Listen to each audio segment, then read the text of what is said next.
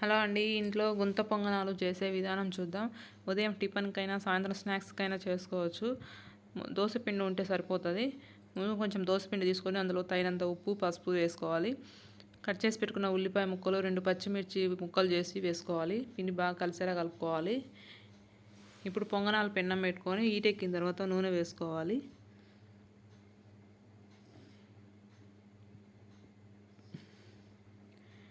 ఇప్పుడు అన్నీ చిన్న చిన్న వేసుకోవాలి పిండితో. పైన కూడా నూనె మళ్ళీ వేసుకుంటే వేసుకోవచ్చు అండి, లేకుంటే ఏం లేదు.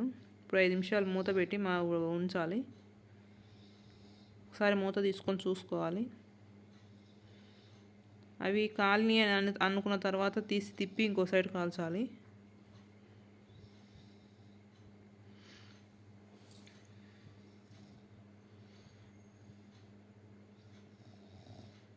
మంచి గోల్డెన్ కలర్ వచ్చే వరకు కాల్చాలి.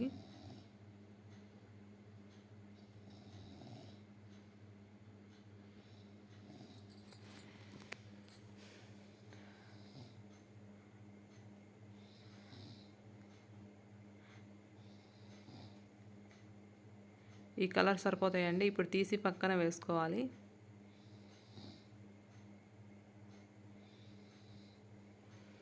ఇందులోకి ఎర్ర చట్నీ, ఏ చట్నీ అయినా బాగుంటుందండి. పప్పుల చట్నీ, టమాటా చట్నీ, ఏ చట్నీలోకైనా బాగుంటాయి పొంగనాలు.